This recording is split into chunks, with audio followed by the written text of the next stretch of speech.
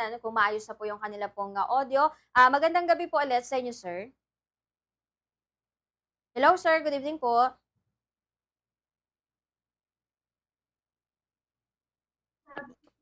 Hello, Bang Marian. Good evening. Ayan, hello po. Ayan. So, ayun sir, unang-una po Good evening, ay Mike. nais po nating mga musta sa inyo ano, dyan po sa Nueva Ecija before no main topic po natin. Kasi eto, maulan po sa ngayon. Kamusta po yung mga sakahan po dyan sa Nueva Ecija po, sir? Nako, kanina nung kinukumusta mo ako kaninang bandang umaga, Mm-mm. ay pasensya ka na, walang ulan. Kaya lang ng mga after 2 hours, 3 hours, nagulat ako, sobra na ang buhos ng ulan. At yung mga pag-ulan pala sa ibang mga areas dito sa bayan namin at sa Karatig Bayan ay naipon na pala sa mga irrigation canal at umapaw. So kaya pala nagdeklara halos lahat ng bayan dito sa Nueva Ecija ng walang pasok ay dahil yun nga, nakita nila na sobrang dami ng volume ng tubig na umaapaw na sa mga palayan. Maraming mga palayan dito na bagong punla lamang at talagang na-wash out dito sa area ng bandang Talugtog. At ito namang mga bagong tanim dito sa ibang mga bayan, Gimba at Cuepo ay nalubog na sa tubig. Kaya medyo malaking problema ngayon ng ating mga magsasaka dito sa Nueva Ecija, Mm. Pamamarin. Okay, okay po sir, no, kasi ayun nga, buti na-mention niyo din sir ano na naunan nga rin tayong nagtanong sa inyo kagabi and kaninang umaga na kung ayun po na parang una niyo nga parang na-mention 'di ba sir na wala pong masyadong pag-ulan pero parang ilang oras lang pala ay binaba or parang nabaha na po sa ngayon yung mga sakahan po diyan sir. Oo nga, medyo ang daming problema na magsasaka. Mm. Ngayon, dahil ang presyo pa ng palay, Bambarian, ay inunahan na kita. 7 pesos na lang dito sa ibang mga bayan, 8 hanggang 9. Wala pa akong narinig na presyo ng palay ngayon na 10 pesos ang bilihan. Okay po. Ayan, siguro sir, magtanong muna ako din ano, before dun sa ayun nakakabahala din na isa pa yung napakababang presyo po ng palay. Kamusta po sa ngayon sir ang siguro pagresponde din ano doon sa mga na-mention niyo kanina na binahanap po ng mga sakahan sir diyan po sa Nueva Ecija po? Ah, wala namang magagawa talaga, kundi makipagtulungan yung mga magsasaka sa kanilang mga sa kanilang mga agriculture heads sa bawat bayan. Kasi wala nang magagawa doon sa mga na-wash out na mga punla. So, pagka magtatanim naman sila ngayon ng palay, papahupain muna nila yung baha. Yun, pwede silang makisuyo na manghingi ng kung may mga natira pang seeds, mga punla, or yung iba siguro dapat mag, magtanim na ng ano, baka huli na eh. Magtanim na lang ng mga gulay. Okay po. So, parang base sa mga impormasyon din po ano na nakukuha ninyo. So, mga ilang bayan po yung parang affected na po diyan sa inyong lugar na ayun po talagang binaha po yung mga sakahan. Halos lahat naman, halos lahat. Dito sa may area ng mula Karanglan hanggang Gapan ay binaha. Actually, kanina galing ako ng Dao sa Mabalacat, Pampanga at nadaanan ko yung mga kabayanan na talagang umaapaw ang tubig dun sa mga mabababang part, lalo dyan sa may area ng Likab, Quezon, Aliaga, ito nga, Gimba, Talintog, Cuyapo, at ganoon na rin doon sa mga dinadaanan mula dito sa may gawin ng Laor, Bungabon, Pakabanatuan, Mm. Saragosa. Okay po. Base rin po sa inyong experience sir bilang taga diyan po kayo sa Nueva Ecija, ngayon lang po ba ulit nagkaroon po ng ganyang epekto po sa mga sakahan sir? Um, Kailan ba yung ano? Parang mga 2 to 3 years ago din Mm. na dumagsa yung buhos ng ulan. May bagyo din ng mga panahon. Madalas naman talaga kapag umaapaw ang mga irigasyon at ilog, yung mga low-lying areas sa mga bayan na nabanggit natin ay talagang catch basin sila ng tubig ulan at yun, umaapaw hanggang sa mga palayan. Kaya apektado talaga yung mga negosyante nating maliliit na magsasaka dun sa kanilang mga taniman. Mm. At yung mga sakahan na yun, Sir Rodel, na binaha ay tama din po ba na hindi pa po ready talaga ano for harvesting or pag-aani po, sir? Well, may mga ilang area na kasi dito sa Gimba alone, Mm. may mga umaani na. Mm. At yung mga nahuling umani, mga naunang nagtanim, mga nahuli, ayun,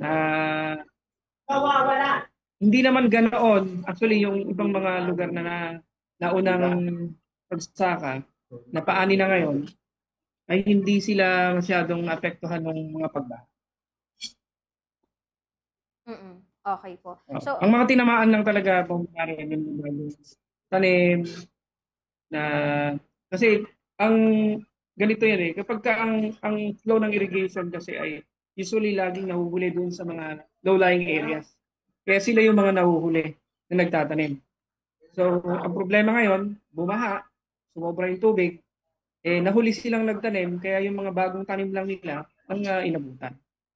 Pero yung mga yung mga non-irrigated, saka mga irrigated dito sa mga nauna, like sa may Talavera area, hindi naman sila masyadong nabaha. Okay po. So ito naman po, Sir Rodel, doon nga sa na-mention nyo kanina, yung bagsak or napakababang presyo po ng buying price sa mga palay po. Kasi parang na-mention nyo una na nasa 8.5 yung presyo, pero parang kakabanggit nyo lang din po sa ngayon, parang 7 pesos na po. Meron 7 pesos. Meron kasing group chat ang mga members ng RSBSA dito sa areas namin. Na kung saan nagkakaroon sila ng kwentuhan, mga GC sa GC nila. Na dito sa amin 850, yun, pinakita sa amin kanina, isa 9. Tapos nagulat kami, merong isang area na 7 pesos lang ang bilihan. Kasi hindi ko alam, pagka umulan, bumamarian, nag-aani, bagsak ng presyo, 8 to 9, tapos biglang nagpapaani ka, tapos biglang malakas ang ulan. Wala kang magagawa pag binaba talaga sa 7 yung presyo. Wala kang choice. Walang choice yung magsasaka. Okay po. So, eto po ba, yung para sa inyo pong experience po, Sir Rodel, pinakamababa ba ito na parang nasaksihan po ninyo na buying price po ng palay dyan sa Nueva Ecija? Ito na yung pinakamababa.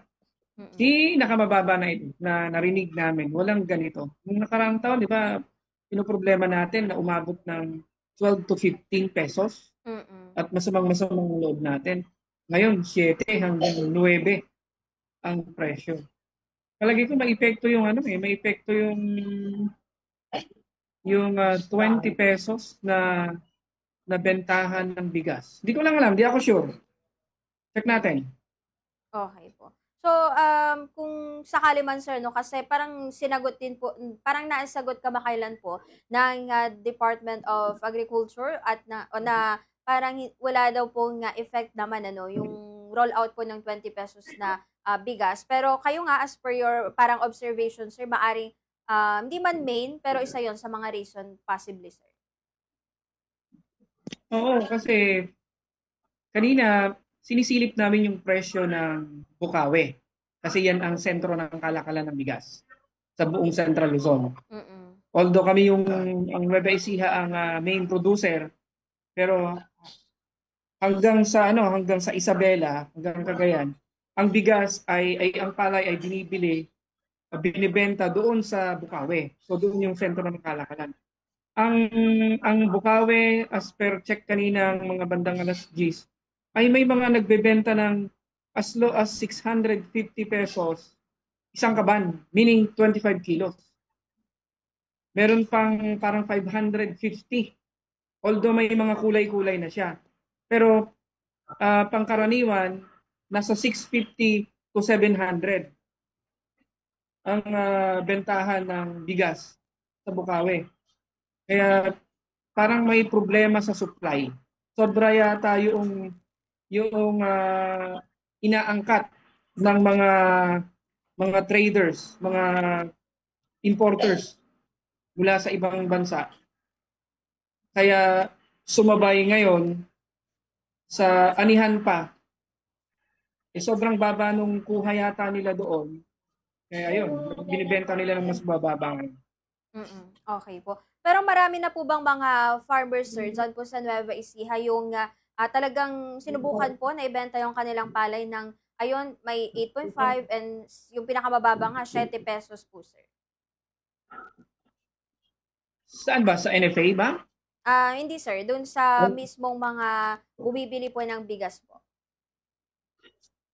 Wala. Hindi nila mahigigiit yung gusto nila na gano'n. Kasi hindi naman bumibili ang Bukawi ng palay sa mga magsasaka. Ang Bukawi ay bumibili ng bigas mula sa mga trader miller.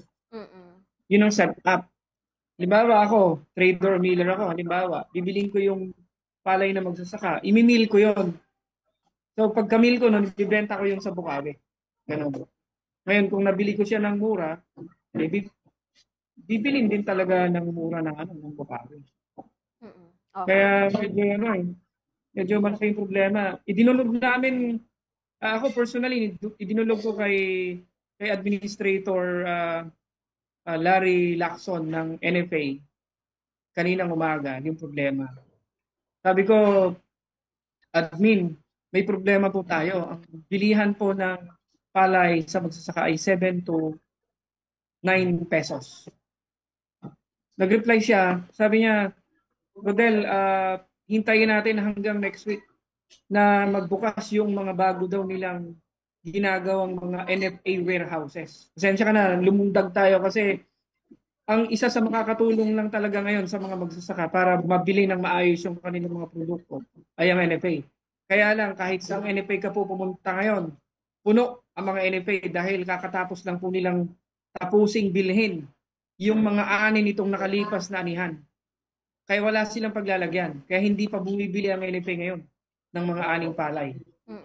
Okay po. So, anong estratehiya sa ngayon po ng mga magsasaka, sir, dyan po sa inyo? Ngayong alam nila na ganito po kababa yung presyuhan. At yun din ba, yung parang ipinapayo nyo, sir, na talagang ang magiging last resort nila is ang NFA possible po, sir? Oo, NFA at dahil wala silang ibang choice kundi ibenta lang talaga ng sariwa kasi narinig ko sabi mo kanina diyan sa inyo sa Pangasinan gusto niyo man ibilad yung mga ani ninyong palay hindi niyo talaga mabilad dahil nga nag-uulan. Malalakas ang ulan kaya pag ang aning palay kasi Bumumarian ngayon na nag-uulan basa. Hindi mo yan pwedeng i-stock na nakasako kasi after 12 hours yan, mag-iinit yan. Compacted yan sa sako, mag-iinit, mangingitim. Hindi mo yan mabibenta sa gusto mo. Lalo ngayon, ganun ang presyo. Okay po. So dahil po sa Rodel, na-mention nyo nga na personally na minessage po ninyo si NFA Administrator Lacson kaugnay po rito sa concern nga ng mga magsasaka po sa napakababang buying price po ng palay. Siguro nabanggit nyo din ba, sir, yung concern nga na may mga NFA po sa ating bansa na nagkukulang po sa kanila pong storage po kahit na gusto pang magbenta ng mga farmers, di makapagbenta kasi temporary, hindi mo na namimili ang NFA kapag puno na, sir, yung mga bodega po nila. Sobrang nakakalungkot yung ganyang sitwasyon na yan. Dahil yung 20th Congress hindi pa nagsisimula, ang usapan daw ng NFA at ng agriculture sa kanil Speaker, ewan ko kung siya pa rin na magiging speaker ngayon, Romualdez, ay priority ito na ibalik yung kapangyarihan ng NFA na pagkabili nila ng palay ay imimil nila at ibebenta nila. Ngayon, walang magawa ng NFA kundi ipagmalaki na mayroon silang stock na bigas na kayang pakainin ng buong Pilipinas ng 12 araw. Yun lang. Masyadong magulo yung buhay ng mga magsasaka ngayon. Kaya sana tulungan natin, tulungan ng media kung paano ito mareresolba na maipaabot sa ating mga kinauukulan, Bobo Marian. Parang awa nyo na po, maawa na kayo sa mga magsasaka natin. Okay po. So siguro panghuli na lang po Sir Rodel, may mga dagdag pa po ba kayong mensahe or mga panawagan? Of course, wala po sa mga kapwa po ninyo, mga farmers or magsasaka at sa atin na rin po ang mga opisyal ng pamahalaan po, sir. Sa lahat po ng mga nakikinig, para po mas maintindihan ninyo yung storya ng mga magsasaka. Sa 1 hektare po, ang puhunan po ng magsasaka ngayon na tag-ulan ay mas mababa ng konti kumpara sa tag-araw. Pero umaabot pa rin po siya ng 40,000 pesos dahil nagbawas na lang ng konti ng pataba. 40,000 pesos plus interest po na 30%. So umaabot po ng 49,000 hanggang 50,000 ang puhunan per hektar. Alam po ba ninyo yung ani na sabihin na nating 100 pero wala na pong halos umaabot na 100 na kaban ngayon pag tag-ulan. Nagiging mas mababa po ang ani. Pero let's assume na may 100 na umani. Times 50 kilos isang sako. So magkano yan? 100 kabans times 50, 5,000 kilos. Bibilihin lang po ng 7 pesos. Bombo Marian, 35,000 lang yan. Ang puhunan po ay 50,000. Nasayang po ang pagod ng ating mga magsasaka. Sobrang sayang po yung pagod at effort nila. Nalugi pa sila. Kaya po kailangan na talaga ng tulong ng ating mga kababayan. Ang Nueva Ecija ay binuhay na yung kanyang Provincial Food Council. Naglaan na siya ng 1 bilyon at naghahanap pa ng ibang mga funding para bilhin yung mga ani ng mga magsasaka dito sa Nueva Ecija sa halagang 15 pesos. Pinapayuhan na rin po namin lahat ng mga LGU, mga local executives na gayahin yung ginawa ng probinsya na magtayo po ng municipal or city food council, pondohan at bilhin. Kayo na mismo bumili ng aning palay ng inyong mga nasasakupan.